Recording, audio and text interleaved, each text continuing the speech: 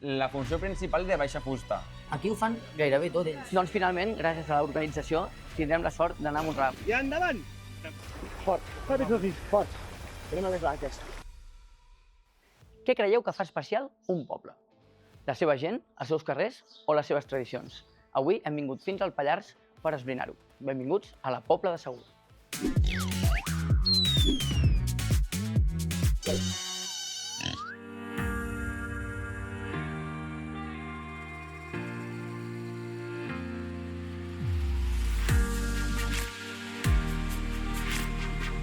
A la província de Lleida, situat a la comarca del Pallars Jussà, hi trobem la Pobla de Segur. És un poble d'uns 3.200 habitants i aquí cada any s'hi celebra la Diada dels Reiers, que enguany fan 48 anys i nosaltres tindrem el privilegi d'assistir-hi. Si no us en voleu perdre cap detall, deixeu el cul al sofà, a la cadira on estigueu i no us mogueu perquè això tot just comença.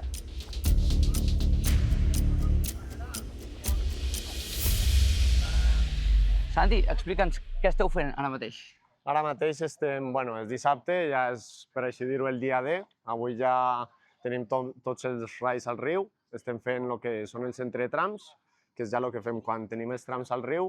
Els comencem a lligar l'un amb l'altre, que és una part bastant important. De quina fusta estan fets? És indiferent o són diferents arbres? No. La fusta de la zona són pi, les redortes són de bedoll, són arbres petits de bedoll i que són molt flexibles i amb aigua, al final el millor que podem fer servir és això. Quines són les dificultats que trobeu pel recorregut? El principal, que ja hi fem un recorregut i és que el riu és canviant. El riu cada any és diferent, sempre t'hi pots trobar rocs on l'any passat no hi eren, això és el principal, fem un reconeixement, però sempre hem d'estar atents també a la quantitat d'aigua que ens baixa. Procurem estar en comunicació amb els serveis hidroelèctrics perquè ens donin aquesta quantitat d'aigua perquè la baixada també sigui segura. I ja a partir d'aquí hi ha trams més complicats en els quals pots picar, pots tindre alguna mena de que sigui més... Són trams més tècnics i que s'ha de remar fort, però al final la baixada cada any, com bé dic, és el mateix riu, però el riu mateix és canviant. Doncs aquí tenim l'Agustí, que és pobletà de tota la vida. De tota la vida. Tota la vida. I aquest senyor fa milers de coses. Balles amb caiac, fas tai chi, espeleologia... Ja de xic era una mica cul inquiet. M'ha agradat sempre sortir de la meva zona de confort i provar coses noves. Tot el que veig que sigui nou i que es pugui aprendre, m'hi tiro endavant. Aquest estiu tens pensat anar a fer la volta a Menorca amb caiac? Sí, de moment som 5 o 6 persones i hem decidit que faríem la volta a Menorca amb caiac de mar. Són uns 200 i pico quilòmetres, amb jornades de 25-30 quilòmetres al dia. M'he apuntat al gimnàs perquè faig una mica de panxeta i he de començar a treure grassa. No, home, no. I més que res per tindre fondo, per no el primer dia estar rebentat. Hem de dir que Agustí és el nostre anfitrió d'aquest episodi. Va ser ell el que ens va convidar que vinguéssim cap aquí, perquè aquest cap de setmana és la 48a Diada dels Reiers. Sí, i jo des de fa molts anys sempre he intentat col·laborar. No estic a l'associació, però sempre m'ha agradat col·laborar. Vaig estar una temporada que ajudava els bombers i vaig estar uns anys que vaig fer de bomber forestal. Fa 6 o 7 anys que agafo el caiac, agafem el caiac 3 o 4 persones i guiem una mica el que és el tram del riu, guiem una mica el pas perquè els rais no s'entrebanquin. Aquesta tarda mateix hem quedat amb els companys i farem una baixada de reconeixement amb poca aigua per saber exactament pel tram que hem de passar. Llavors demà et veurem a l'aigua. Em veureu a l'aigua. I avui et toca fer de guia.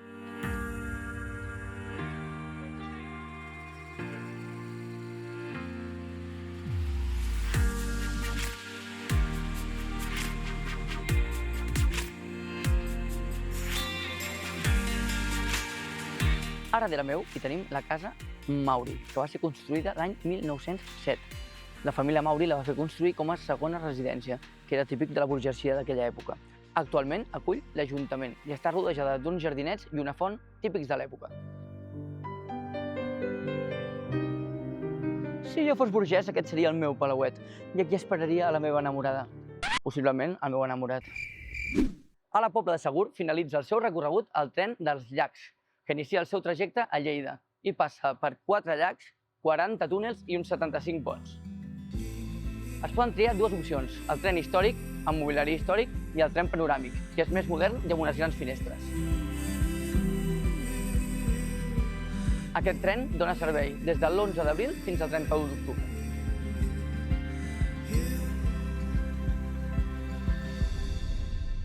Saps què són els Reyes o no? T'ho han explicat una mica? Així per sobre. Així vens aquí amb ganes d'aprendre la lliçó una mica, no? Correcte. Molt bé. Bàsicament els Reyes, aquí tenim dibuixos d'algunes baixades dels Reyes, són els encarregats de baixar la fusta des del Pirineu, des de les Valls d'Àneu, en el nostre cas, des d'aquesta zona d'aquí, fins als diferents ports fluvials que hi havia pel riu, tant la Noguera Pallaresa com el riu Segre com el riu Ebre. Podien anar fins al mar, inclús. A vegades arribaven fins a Amposta o Tortosa, carregaven els troncs amb vaixells i anaven a ports com València, o com Barcelona, o Mataró, o diferents ports de Catalunya. Llavors, només baixaven fusta? La funció principal era de baixar fusta, però tal com baixaven fusta, ja s'aprofitaven i podien baixar productes per portar al mercat, podien baixar animals, de fet allà tenim una foto que surt un ruc a damunt d'un rai, o inclús podien fer de taxi. Si tu volies anar, per exemple, de Sort a Tremp i volies anar ràpid, podies parar un rai, negociar el preu i pujar damunt del rai i baixar amb ells. Passa que era més arriscat que no pas anar amb animal o amb tartana, però si tu volies anar ràpid, podies anar amb rai. Però la funció principal era transportar fusta, sí, sí. Molt bé, molt bé. Saps què és un picador? No, tampoc. No sé res, jo vinc aquí... Te veig molt fluix, eh? Molt verd, molt verd. Bàsicament un picador és un llenyataire. És el que talla la fusta i després se n'encarrega també de pelar-la. Perquè hem de pensar que si fiquem aquest tronc amb l'escorça dintre l'aigua, primer que pesaria moltíssim més perquè l'escorça xucla l'aigua, però després es podriria, perquè la humitat faria que es podrigués la fusta. Llavors el que feien era deixar el despullat per poder després ficar-la a l'aigua i que no corregués perill que es fes malbé. Ara vull que et fiquis a pensar amb els rius que hi ha, per exemple, a Esterri, o a Lins, o a l'altre cantó, a Viella. Són rius que un rai no hi passa. El fiques allà i es queda enganxat, es queda encallat. Llavors, el que havien de fer els raiers era agafar les bigues sueltes i llançar-les riu avall. És a dir, un rai sencer no hi passava, però de viga en viga les podien fer anar corrent. I d'això se'n diu barranquear. És el verb exacte que es fa servir, que és bàsicament agafar les bigues i llançar-les pel barranc. Llavors podíem anar continuant la baixada sense la necessitat de construir un rai encara perquè no hauríem pogut circular. Però clar, cada viga pesa 100 quilos, 150, i no és una viga, en són 200 potser, o 300. I ara a veure com les aturem que baixen pel riu i les enraiem i podem ficar-les a terra ferma. Llavors el que feien era bàsicament construir estisorades. Bàsicament com una espècie com de presa feta per ells mateixos que servia per anar aturant totes les bigues i després poder ficar-les a terra, a l'enraiador, que és la solana que hi havia al cantó del riu, i poder crear el rai finalment. Fa una estona hem anat riu amunt a veure com lligaven les redortes. Ara tu ens expliques de manera més tècnica en què consisteix això de lligar les redortes. Les redortes és la part més difícil dels raiers, perquè al final tallar troncs o llançar-los pel riu és una cosa que pot requerir molt esforç, però es pot fer de qualsevol manera. Però ara s'ha d'aconseguir que una desena o una quinzena de bigues estiguen juntes entre elles durant 2 setmanes i no se'n vegi cadascuna pel seu compte, que això és el més complicat. I ho hem de fer amb material que tinguem per la natura, perquè en aquell temps no teníem ni brides, ni tatxes, ni claus, no teníem res. Llavors, el que feien era agafar llucs tendres de bedoll o d'avellaner, rames tendres dels arbres, les ficaven amb remull, les caragolaven, les anaven donant forma i acabaven creant aquesta espècie com de corda, fibra vegetal, liana, una espècie d'això, que servia bàsicament per cosir les bigues entre elles. Anaven cosint per dintre per fora, per damunt per sota, i acabaven creant un tram, que és cada quadradet que forma el rai. I la consecució de trams acaba formant un rai. Quan veieu la diada, veureu que damunt del rai hi van potser 10 persones, però originalment n'hi anaven només 2. Però clar, el que va al davant sempre mira endavant i el que va enrere sempre mira enrere. Llavors, la dreta i l'esquerra no coincideixen. Igual que els mariners d'alta mar tenen estribor i babord, per referir-se a l'esquerra i a la dreta, ells això no ho coneixien. I el que feien servir era Sossís i Pobla, que són els 2 pobles que hi ha, una a cada cantó del riu. Llavors, si volen dir, doncs anem cap a la dreta, no, anem cap a Pobla, o anem cap a l'esquerra, anem cap a Sossís. Una mica Sossís, que no toquem aquesta pedra. Quan veiem una onada ja... Sossís, I fins quan va durar tot això? Bona pregunta. Els raiers estan documentats des del segle XIV, de manera escrita aquí al Pallars, tot i que realment són de molt més antic. però es van acabar fa uns 100 anys, més o menys, podríem dir, per culpa, bàsicament, dels preses hidroelèctriques. Aquí tenim fotos de les preses de Sant Antoni, que és la que tenim aquí sota, que és el lago de Talar, de Salàs, de Pobla, que bàsicament va ser la primera presa que van ficar al Pirineu, o al Pirineu català, i va ser el primer obstacle que es van trobar els raiers. Clar, podien passar la presa, però això va ser un cop molt fort pels raiers. Durant els últims 10 anys, més o menys, baixaven des del Pirineu fins a Pobla amb rai, perquè les carreteres encara eren molt dolentes, i llavors ja a Pobla desenrallaven, ho ficaven als camions, i amb camió fins a qualsevol lloc on haguessin d'anar. Ja sabeu que l'hora de menjar és la nostra hora preferida i nosaltres sabem que també és la de molts de vosaltres. I avui especialment, perquè hem vingut a un VIP Gourmand. Us recordem que un VIP Gourmand és una distinció que atorga la guia Michelin a restaurants que tenen una alta cuina a un preu assequible. Així que avui ens toca provar el restaurant El Rayer, que estic segur que posarà el llistó molt alt. És molt interessant perquè tenen una cuina semioberta. De fet, hi ha l'opció de seure a la barra. Pots veure com elaboren molts dels plats allà mateix. Mireu, el primer que ens han portat són uns porros de la polpa del Pirineu amb crema de iogurt, maionesa d'all negre, xarop de pinya de pi, ens han dit que la deixen a sol i serena durant un temps, i pinyons. Imagino que ho han portat primer perquè és molt refrescant. Curiós, no havia tastat mai una barreja així. I és molt bo. La maionesa d'all negre, boníssima. I seguim amb aquest mini magnum de pollastre ecològic amb maionesa de kimchi i salsa tonkatsu.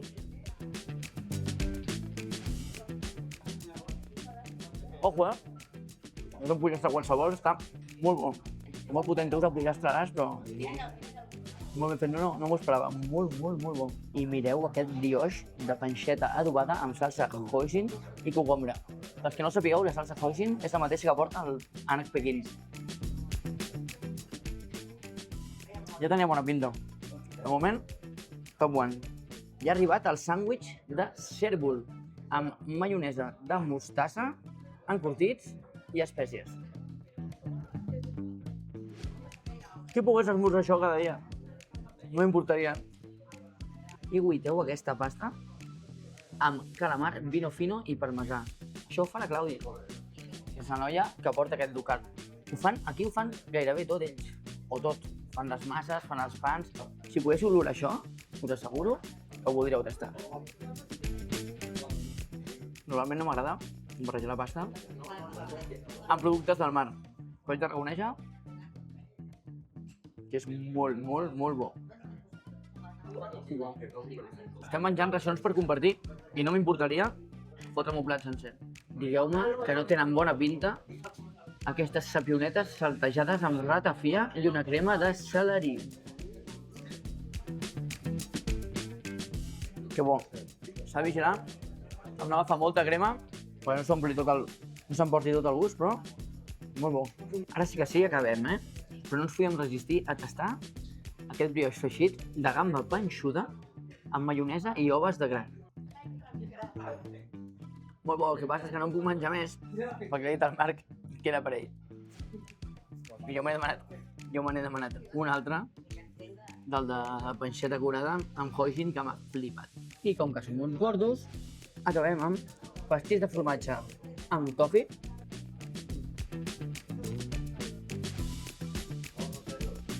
i aquests xurros amb mousse de xocolata i crema de cafè a sota. Oh, mama! Que gordo! Un 10 a les postres.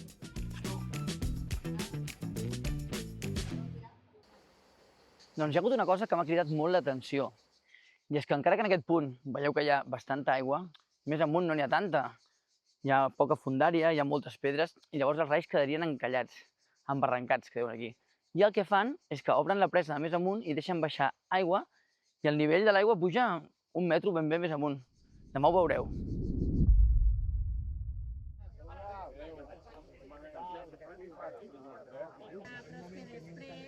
Doncs queden menys de 2 hores perquè comenci la baixada, que és el moment més esperat per tothom, i arrenquem el dia amb un bon esmorzar, un esmorzar popular. Aquí hi ha tota la gent que baixa amb els rais, la gent de salvament, tothom està preparat pel gran moment.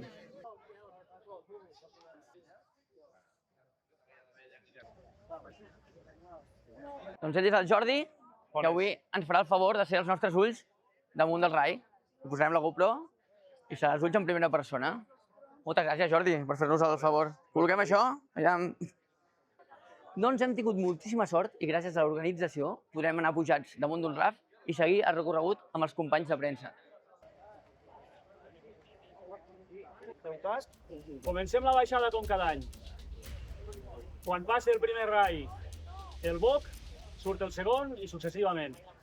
Si tenim algun problema, si embarranquem i s'ha de saltar sempre pels laterals del rai, mai per davant ni per darrere perquè podem colar sota i per davant perquè ens pot passar per sobre, dues braçades i sortim de l'àrea de tri. Vale, quan no remem aixequem el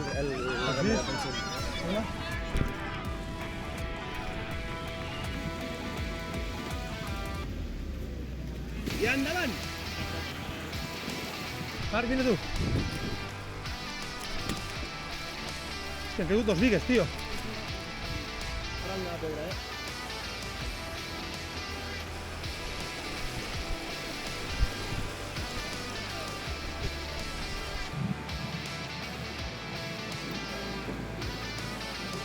Hòstia, poca aigua,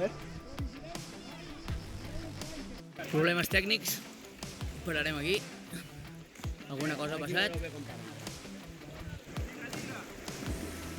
Doncs al final, el tercer rai adelantarà el segon.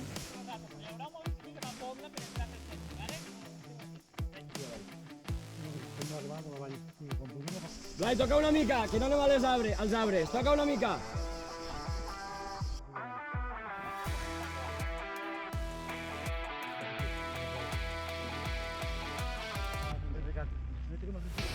Això és fort. Sí.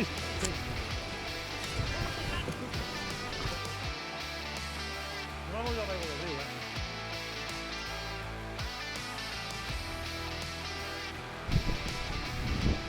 Ha perdut dos bigues, vigileu.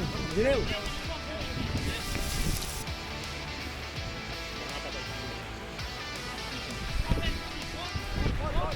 Ràpid, més ràpid el gesto. Avall, vamos, avall. Vale, endavant.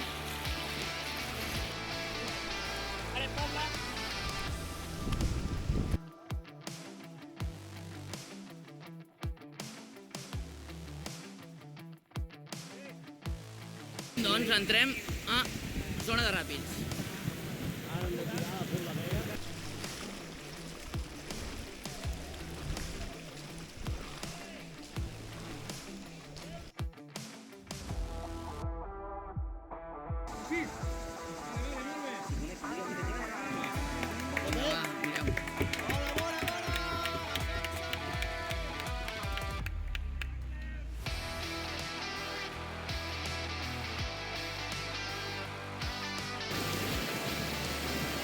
Aquest pont és dels complicats. Aquí va discutir l'encallat.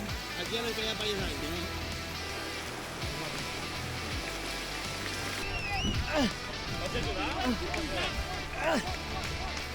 Tira, Marc.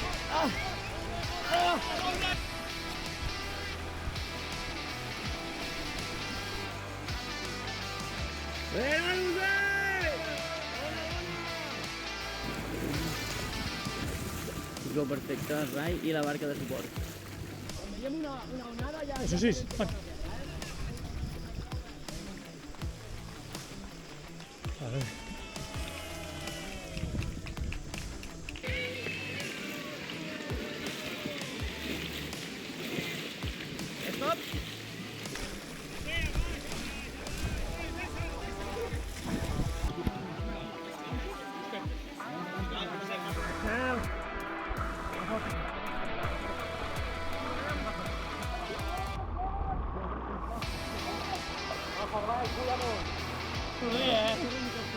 Vediamo un po' che...